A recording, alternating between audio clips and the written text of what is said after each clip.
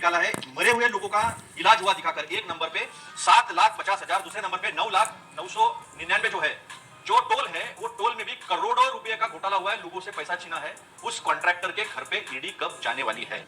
जब लाख भ्रष्टाचारी मरते हैं तब एक कांग्रेसी पैदा होता है। भारत जानता है कि केजरीवाल से बड़ा कट्टर बेईमान, भ्रष्टाचारी, पापी कोई पैदा नहीं हुआ है। अंजना जी, ये बदतमीज प्रवक्ता है, इसको बदतमीजी की भाषा में ही मैं जवाब दूंगा। ये वो गद्दार पार्टी का प्रवक्ता है जिस गद्दार पार्टी ने कारगिल के शहीदों के ताबूतों में भी भ्रष्टाचार किया है। ऐसी बेशरम और गद्दार और बेईमान पार्टी भाजपा का ये प्रवक्ता है। 2G के आरोप में सारी एक्शन हुई, सारी कार्रवाइयां हुई। जज कहता है मैं यहाँ 7 साल 11 बजे से 7 बजे तक बैठा रहा, सबूत का इतना चिट्ठा भी कभी नहीं लाया। ये उस गद्दार पार्टी के लोग हैं जो।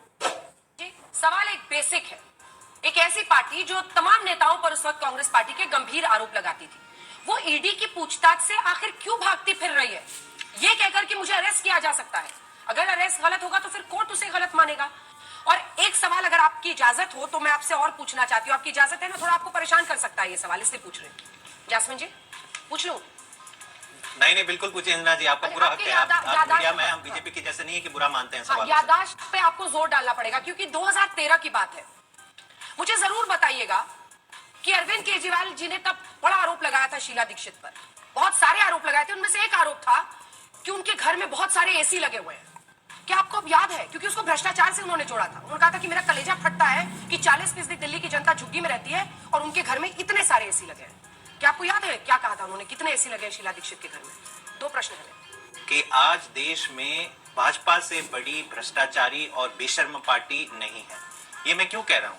क्योंकि ये जब देखो विपक्षी पार्टियों नेताओं को भ्रष्टाचार पे नसीहत देते हैं, लेकिन इस सवाल का जवाब कतई नहीं देंगे कि देश के जितने भी बड़े दागी नेता थे जो दूसरे दलों में थे, हेमंत बिश्वा शर्मा है, नारायण राणे हैं, शुभेंदु अधिकारी हैं, अब छगन भुजबल भी है, अजीत पवार भी है, इन सारों को आप भाजपा में लेके आते हो और इन सारों के ऊपर जो ईडी और सीबीआई के केस चल रहे थे, नए केस डालना तो छोड़ दीजिए, जो पुराने केस चल रहे थे वो दबा दिए जाते हैं। एक समन्स तक जारी नहीं हुआ और आपकी ये हिम्मत हो रही है कि कहने के लिए कि आम आदमी पार्टी इन्वेस्टिगेशन से बच रही है। 2 साल की इन्वेस्टिगेशन में कभी अरविंद केजरीवाल जी याद नहीं आए। अब लोकसभा के चुनाव सर पे है, पता है उन्हें कि पंजाब और दिल्ली में ये बुरी तरह से हार रहे हैं। अगर अरविंद केजरीवाल जी प्रचार करे तो डालिए इनको जेल के अंदर और फिर विपक्ष मुक्त भारत में लोकसभा चुनाव हो। और यही इनका कारण मेरे ख्याल से आज देश के सामने ये सच उजागर हो रहा है। एसी नहीं बताया आपने कितने थे शीला दीक्षित के? नहीं, अब मैं इस पे आता हूँ।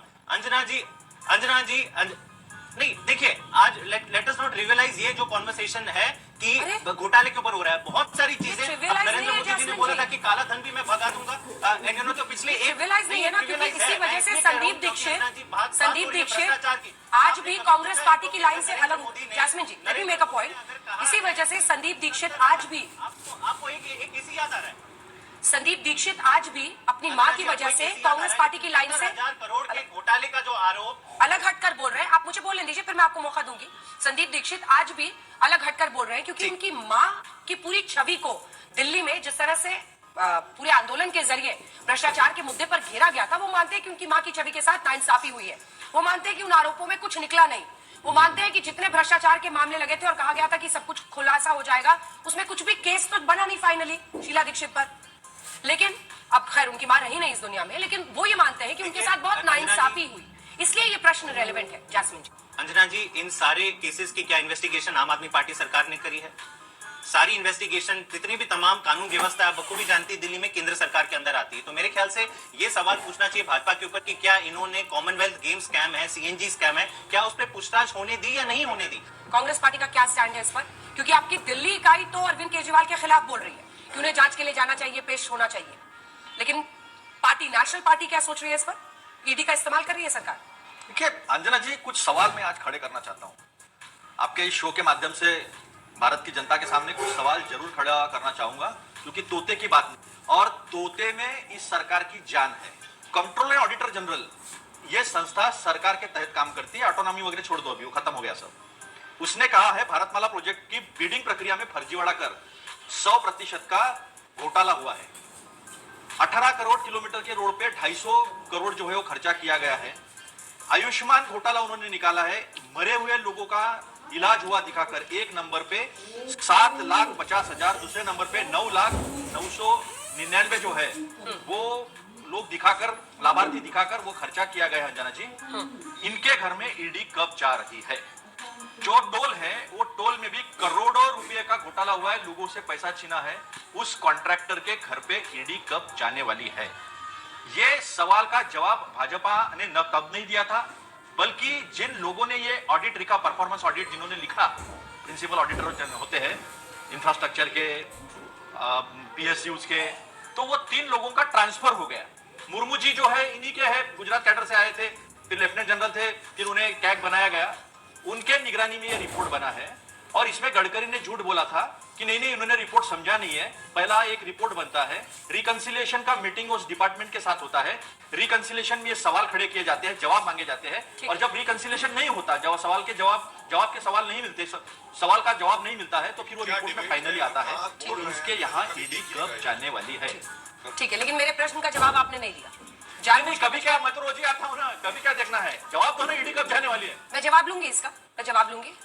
कांग्रेस पार्टी कहां खड़ी है अरविंद केजरीवाल के मामले में? करने के लिए अगर कार्रवाई होती होगी तो फिर वो घोटाले की जांच नहीं है, आप इंस्टीट्यूशंस का इस्तेमाल करते हो और इस्तेमाल कर विपक्ष को खत्म करने की कोशिश करते हो।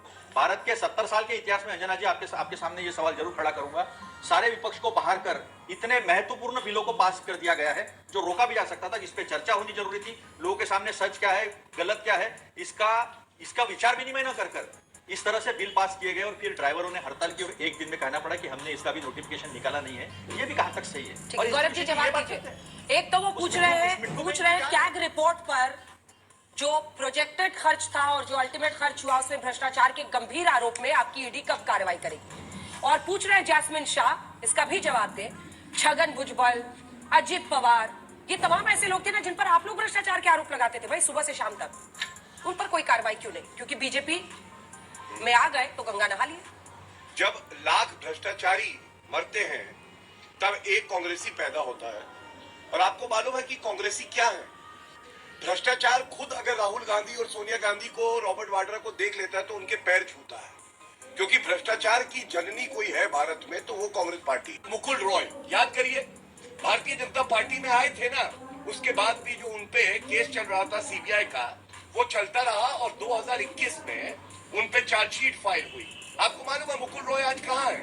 घमंडिया के भ्रष्टाचारी साथी जो टीएमसी है उसमें आज वो साफ है क्या भ्रष्टाचारी है? शुभेंदु अधिकारी, ये भी चार्जशीटेड है मई 2021 में सीबीआई द्वारा, और ये भाजपा में थे तब। आज सवाल ये पूछा जाएगा, क्या सीबीआई दबाव में केस बंद कर रही है या नहीं करी? केस तो चल रहे हैं और चार्जशीट भी है। जब चार्जशीट दाखिल हो जाती है अंजना जी, तो न्यायालय उसके बाद तय करता है ट्रायल कैसे चलेगा। ये जानकारी इन लोगों को नहीं है, क्योंकि ये विधि अरेस्ट तो नहीं हो रहे ना, चार्जशीट से क्या होगा? मैं एक बात और कह के, ईडी द्वारा अरेस्ट तो नहीं किए जा रहे ना, कोई नेता अरेस्ट हुआ हो बीजेपी का, हमने मिस कर दिया हो तो बता दीजिए। एक बार पूछताछ नहीं। अंजना जी, आपने मुझसे एक बात कही कि कोई अरेस्ट हुआ है कि नहीं हुआ है।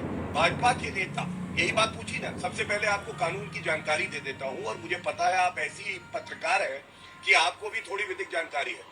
अरेस्ट होगी कि नहीं होगी ये तो जांच एजेंसी तय करती है। अभी अरविंद केजरीवाल भी अरेस्ट नहीं हुए, तो ये कोई पार्टी के दबाव में तो कार्य करेगी नहीं जांच एजेंसी। और दूसरी बात, अगर किसी पार्टी को लगता है कि कोई भ्रष्टाचारी है भाजपा में जिसके खिलाफ कार्रवाई उचित नहीं है, एफआईआर नहीं हुई, लगता है कि कोई भ्रष्टाचारी है भाजपा में जिसके खिलाफ कार्रवाई उचित नहीं है, एफआईआर नहीं हुई, या गिरफ्तारी नहीं करी, न्यायालय है कि नहीं है देश में?